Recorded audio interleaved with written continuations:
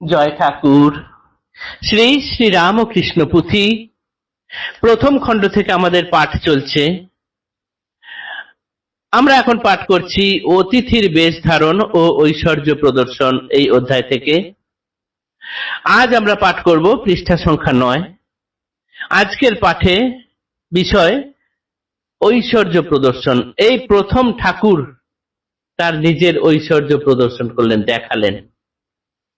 গতদিনের পাঠে আমরা দেখেছি ঠাকুর লাহাবাবুদের অতিথি নিবাসে সারা বছর ধরে যারা অতিথি হিসেবে আসতেন, নানান সজ্জন ব্যক্তি, সাধু সন্ন্যাসী ইত্যাদিরা, ঠাকুরের খুব ইচ্ছা ছিল সেইখানে গিয়ে তাদের ভজন শোনা, তাদের ভোজন দেখা ইত্যাদি। প্রায় তিনি ওইখানে চলে যেতেন এবং একদিন মা তাকে নতুন কাপড়ে সাজিয়ে দিয়েছিলেন। সেই নতুন কাপড় পরা অবস্থায় গিয়ে দেখছেন অতিথি নিবাসে অনেক সাধু সজ্জন এসছেন। তাদের ওই ডোর কৌপিন পরা অবস্থা দেখে ঠাকুরেরও ইচ্ছা হলো খুব সেই রকম পড়তে। সঙ্গে সঙ্গে তিনি তার নিজের নতুন বস্ত্রটি ছিঁড়ে টুকরো টুকরো করে ডোর কৌপিন পরা অবস্থায় নিজেকে সজ্জিত করে তুললেন এবং ঠাকুরদের যারা অতিথি এসেছিলেন তাদের কাছ থেকে প্রসাদ নিয়ে তার বন্ধু বান্ধবদের সঙ্গে ভাগ করে খেতে খেতে মায়ের কাছে আনন্দ সহকারে গিয়ে লাফাতে লাফাতে বলছেন, এই দেখো কেমন সেজেছি মা, কেমন লাগছে আমায় দেখতে। এই প্রথম ঠাকুরের মা ঠাকুরকে সন্ন্যাসী বেশে বা সাধু বেশে দেখেছিলেন। তার বুকে ছেলের মতো বেজেছিল, তিনি কাঁদতে শুরু করেছিলেন। সঙ্গে সঙ্গে ঠাকুরের অন্যান্য যারা সখা বন্ধু মিত্র ছিলেন তারা ডেকে নিলেন, নিয়ে ওই বাড়িরই উঠানে নেচে নেচে খেলা করে করে মাকে ভুলিয়ে দিলেন। ঠাকুর কিভাবে মায়ায় সঙ্গে সঙ্গে সকলকে ভোলাতে পারেন, এখানে সেটি আমরা দেখেছিলাম গতদিনে। আজ যে অংশ আমরা পাঠ করব সেইখানে দেখব তার এই ঐশ্বর্য প্রদর্শন। এই প্রথম ঠাকুরের সমাধি হয়। আমরা শ্রী শ্রী রামকৃষ্ণ পুঁথি বইটিতে যে কভার পেজটি দেখতে পাই, যেটিতে সবুজ শস্যক্ষেত্র, মাঝে আল দেওয়া, দূরে গ্রাম দেখা যায়, সেই গ্রামের গাছপালা দেখা যাচ্ছে দিগন্তের শেষে, তাতে দু চারটে তাল গাছ লম্বা লম্বা হয়ে আছে, আকাশে নীল আকাশ, কালো মেঘ, সেই কালো মেঘের মধ্যে দিয়ে সাদা বক উড়ে যাচ্ছে। আজকে আমরা যে অংশ পাঠ করব, ঠাকুর এই দৃশ্যটি সেই দিন সেখানে দেখেছিলেন। আজও আমরা যদি কামারপুকুর, জয়রামবাটি এই অংশগুলোতে যাই, ওই গ্রাম্য এলাকাগুলোতে শরৎকালে হঠাৎ হঠাৎ করে বা বর্ষাকালের দিকে এইরকমই এখনো পর্যন্ত দৃশ্য দেখতে পাওয়া যায়। এই শ্রী শ্রী রামকৃষ্ণ পুঁথির কভার পেজের যে ফটোটি আজকের পুঁথিকারের দৃশ্যে সেটি বর্ণনা করা হয়েছে। এখানেই ঠাকুর প্রথম মুড়ির টোকা হাতে নিয়ে সমাধিস্থ হয়েছিলেন। আজ সেই অংশ আমরা পাঠ করব। শ্রী শ্রী ঠাকুরের ঐশ্বর্য প্রদর্শন, পৃষ্ঠা সংখ্যা 9। আর দিন আই তার হাতে টুকি দিয়া খাইতে দিলেন মুড়ি গুড় মাখাইয়া। পাড়া গাঁয়ে বালকের যে প্রকারে রীতি, খেলিতে খেলিতে খাওয়া বড়ই পিরিতি। খান মুড়ি গদাধর টুকি লয়ে হাতে, কি বুঝি হইল ভাব খাইতে খাইতে। বাম হাতে ধরা টুকি বালক গদাই, স্পন্দহীন হইলা কায় নড়াচড়া নাই।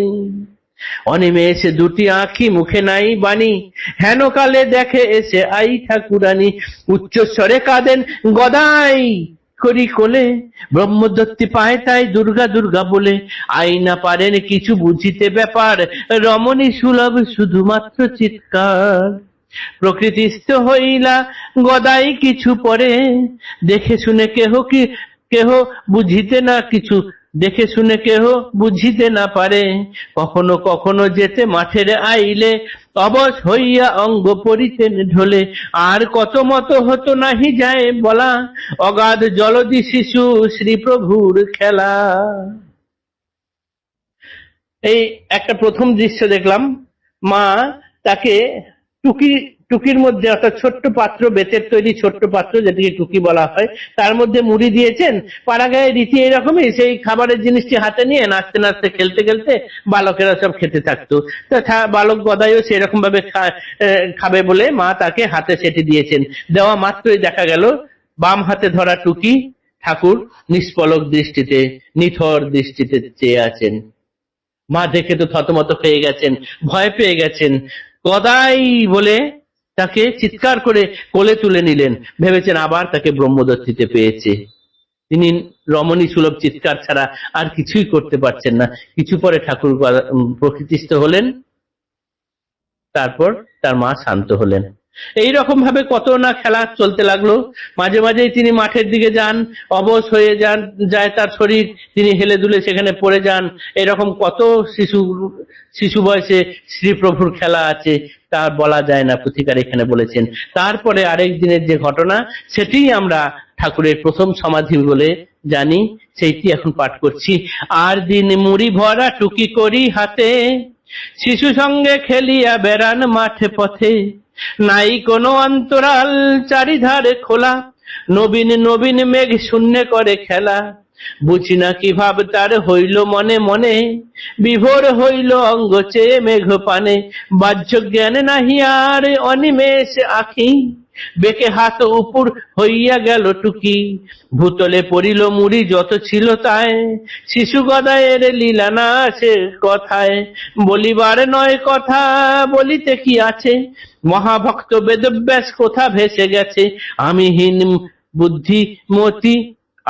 বুদ্ধি মতি তুচ্ছ অতিশয়, কামিনী কাঞ্চন আসক্ত সমল হৃদয়ে, সকতি কোথায় লীলা গাইব কেমনে, বুঝিয়াছে মন কিন্তু নাহি বুঝে প্রাণে, মম সমক্ষিপ্ত কোথা প্রাণে যার আস, বেলায় বা লুকালো এ দেউল প্রয়াস, মিঠে লোভে আটি গেলে রটে জনশ্রুতি, ছাড়িতে না পারি মিষ্ট রামকৃষ্ণ পুঁথি, শ্রীপ্রভুর লীলা কথা বলে সাধ্যকার, যোগেশ বুঝিতে না রে মুই কি বাছার, দয়া করো দীনবন্ধু অগতির গতি, বড় সাধ লিখিবারে রামকৃষ্ণ পুঁথি। আরেকদিন এরকম মা টুকি ভরা হাতে, টুকিতে করে মুড়ি ভরে দিয়েছেন, সেই টুকি, মুড়ি ভর্তি টুকি হাতে নিয়ে ঠাকুর অন্যান্য শিশুদের সঙ্গে খেলে বেড়াতে বেড়াতে মাঠের পথে গেলেন। সেই সময়ে চারিধারে খোলা, এখনো সেই দিকটা চারিদিক খোলাই আছে, গ্রামাঞ্চলের দিকে কামার পুকুরে নতুন নতুন কালো কালো মেঘ শূন্যে খেলা করে বেড়াচ্ছে। দূর দিগন্তে গ্রাম্য যে ছবি, গাছপালা, সেইগুলো দেখা যাচ্ছে। মাঝে মাঝে দুই একটা বড় বড় তাল গাছ দেখা যাচ্ছে। আকাশে কালো মেঘ, নীল আকাশ, তার মধ্যে কালো মেঘ, তার মধ্যে সাদা বক কিছু উড়ে বেড়াচ্ছে। এইটি দেখতে পেয়ে ঠাকুরের মনে কি ভাব হলো কে জানে, তিনি বিভোর হয়ে গেলেন মেঘের দিকে তাকিয়ে, তার বাহ্য জ্ঞান হারিয়ে গেল। চোখের দৃষ্টি স্থির, হাত বেঁকে উপর দিকে উঠে গেল, হাতের মধ্যে যে মুড়ির টুকি ছিল সেইটি উল্টে গিয়ে সমস্ত মুড়ি মাটিতে ছড়াছড়ি খেয়ে গেল। সকলে যারা ছিলেন তারা থতমত খেয়ে গেছেন, বালকেরা কি করবেন বুঝতে পারছেন না। ঠাকুর এইরকম নিথর অবস্থায় কতক্ষণ রইলেন। এই প্রথম ঠাকুরের সমাধি হলো। শিশু গদায়ের লীলা না আসে কথায়, ভূতলে পড়িল মুড়ি যত ছিল তাই, বলিবার নয় কথা বলিতে কি আছে, মহাভক্ত বেদব্যাস কোথা ভেসে গেছে। এই কথা কি লিখবেন? পুথিকার বলছেন, আমরা পুঁথির শেষ দিকে দেখেছি গিরিশ ঘোষ এই কথা বলেছেন। ঠাকুর যখন বলেছেন তোমরা আমাকে কি রকম ভাবে দেখো, তখন গিরিশ ঘোষ এই কথাই বলেছিলেন যে বেদ বাল্মীকি যার ইয়ত্তা করতে পারেনি, আমি তার প্রসঙ্গে কি বলবো। ঠিক সেরকম এইখানে কিন্তু প্রথম দিকে পুথিকারও তাই বলছেন যে মহাভক্ত বেদব্যাসও এইখানে যেন কোথায় ভেসে গেছে। আমার অতি ছোট বুদ্ধি, এতে আমি কি তোমার প্রসঙ্গে লিখবো হে ঠাকুর? কোথায় সে শক্তি যে তোমার লীলাগান গাইবো? আমার কামিনী কাঞ্চনে আসক্ত সমল হৃদয়, হৃদয় নির্মল নয়, তাতে কিছু ময়লা পর্যন্ত আছে, তবুও মনে মনে ভীষণ আশা তোমার লীলা কথা লিখি, তোমার যে জীবন কথা সেইটি দিয়ে আমি রামকৃষ্ণ পুঁথি লিখি। জানি এটি বালি দিয়ে সাম্রাজ্য তৈরি সমান, কিন্তু তবুও ঠাকুর, হে ঠাকুর, তুমি যদি দয়া করো তাহলে আমি এই পুঁথি লিখতে পারি। দয়া করো দীনবন্ধু অগতির গতি, বড় সাধ লিখিবারে রামকৃষ্ণ পুঁথি। ঠাকুরের এই প্রথম সমাধি দর্শন আজ আমি পাঠ করে সকলের সামনে শোনালাম। আশা করি সকলের সামনে সেই দৃশ্য চোখের উপর ভেসে উঠল। পুথিকারও বলছেন, তুমি কৃপা করো ঠাকুর, দয়া করো, যেন তোমার লীলা কথা দিয়ে আমি রামকৃষ্ণ পুঁথিটাকে সাজিয়ে তুলতে পারি। আজকের পাঠ এতটুকুই রইল। আগামী দিনে আমরা পরের অংশ পাঠ করব। জয় ঠাকুর, নমস্কার।